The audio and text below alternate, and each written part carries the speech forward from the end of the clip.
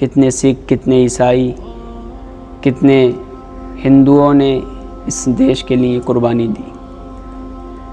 تو یہ 15 اگست ہمارے نزدیک آنے والا ہے، تو اپنی دیش کی قربانیوں کو یاد کریں اور آپس میں سب مل جل کر رہیں۔ اور یہ ہندوستان پورے ورلڈ کے اندر، پوری دنیا کے اندر ہندوستان ہی ایک ایسا دیش ہے کہ جس میں ہر طرح کے پھول پائے جاتے ہیں، جس میں الگ الگ مذہب کے ماننے والے پائے جاتے ہیں۔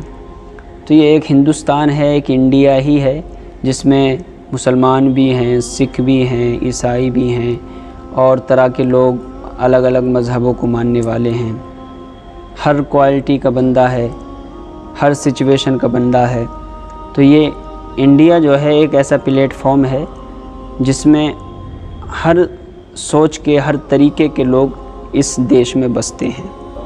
شاعر مشرق ڈاکٹر علامہ اقبال صاحب ہندوستان کی کیفیت کو اس طریقے سے بتاتے ہیں کہ سارے جہاں سے اچھا ہندوستاں ہمارا، ہم بلبلیں ہیں اس کی یہ گلستاں ہمارا، مذہب نہیں سکھاتا آپس میں بیر رکھنا، ہندی ہیں ہم وطن ہے ہندوستاں ہمارا، یونان و مصر و روما سب مٹ گئے جہاں سے، باقی مگر ہے اب تک نام و نشاں ہمارا۔ کچھ بات تو ہے، اور یہ مسلمانوں کے لیے ہے، یہ شعر مسلمانوں کے لیے ہے کہ کچھ بات تو ہے کہ مٹتی نہیں ہستی ہماری، صدیوں رہا ہے دشمن دور زماں ہمارا۔ تو یہ آج جو ہے 9 اگست ہے، 9 اگست 8واں مہینہ 2024، 1446 ہجری، 3 صفر۔ تو یہ آج 9 اگست ہے، آنے والی 15 اگست کو یوم آزادی کہتے ہیں۔ 15 اگست کے دن کو ہم دیش واسی یوم آزادی کہتے ہیں۔ اس کو یوم آزادی کیوں کہتے ہیں؟ 15 اگست کو یوم آزادی اس لیے کہتے ہیں کہ برسوں کی غلامی کے بعد 1947 میں ہندوستان انگریزوں کی حکومت سے آزاد ہوا۔ 15 اگست کے دن، 15 اگست 1947 کو ہندوستان انگریزی حکومتوں سے، انگریزوں کی حکومت سے آزاد ہوا، اور اسی دن سے اس 15 اگست کو یوم آزادی کہتے ہیں۔ یوم آزادی کا مطلب ہوتا ہے عربی میں یوم کا مطلب ہوتا ہے دن، آزادی کا مطلب ہوتا ہے چھٹکارا، آزاد ہو جانا۔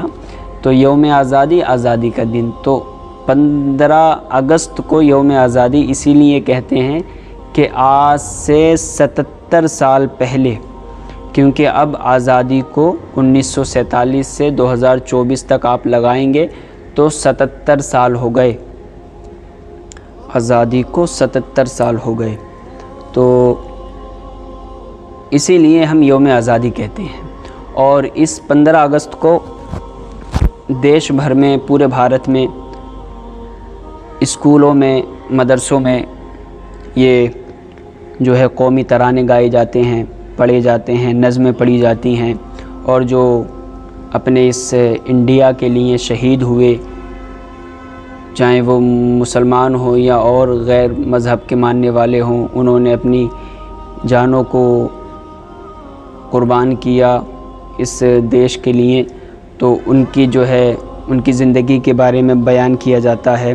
اور 15 اگست کو سب سے بڑی تقریب جو ہوتی ہے وہ دلی کے اندر ہوتی ہے، دہلی کے اندر، لال قلعے کے اندر ہوتی ہے سب سے بڑی تقریب، اور وہاں ہندوستان کا جو پرچم ہے وہ لہرایا جاتا ہے، جھنڈا لہرایا جاتا ہے، 21 توپوں کی اسے سلامی دی جاتی ہے، وزیر اعظم پھر قوم سے خطاب کرتے ہیں، بیان کرتے ہیں۔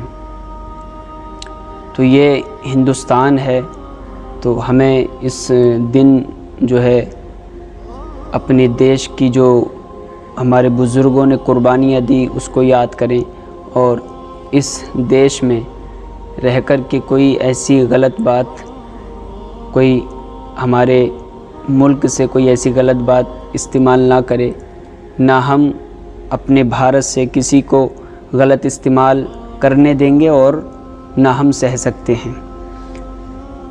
تو اسی لیے یہ دن منایا جاتا ہے، اور واقعی بھائی آپ 77 سال پہلے جائیں تو کیسی تکلیفیں ان لوگوں نے برداشت کی، اس کا ہم اندازہ ہی کر سکتے ہیں۔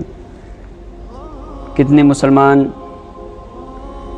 جو ہے اس دنیا سے گئے، کتنے سکھ، کتنے عیسائی، کتنے ہندوؤں نے اس دیش کے لیے قربانی دی۔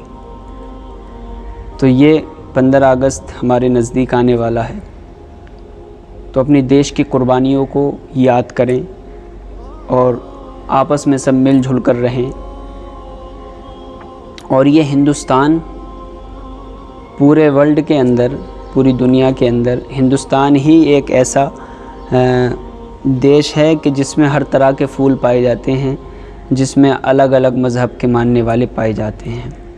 تو یہ ایک ہندوستان ہے، ایک انڈیا ہی ہے جس میں مسلمان بھی ہیں، سکھ بھی ہیں، عیسائی بھی ہیں، اور طرح کے لوگ الگ الگ مذہبوں کو ماننے والے ہیں۔ ہر کوالٹی کا بندہ ہے، ہر سچویشن کا بندہ ہے۔ تو یہ انڈیا جو ہے ایک ایسا پلیٹ فارم ہے جس میں ہر سوچ کے، ہر طریقے کے لوگ اس دیش میں بستے ہیں، اور یہ ہندوستان کی پہچان جو ہمارے اللہ کے ولی سلطان الہند معین الدین حسن سنجری ہیں، غریب نواز ہیں، قاضی ثناء اللہ پانی پتی، اور ابو علی شاہ قلندر، نظام الدین اولیاء محبوب الہی، حافظ شاہ جمال اللہ، یہ تمام اولیاء اللہ کے نام سے بھی اس دیش کو یاد کیا جاتا ہے۔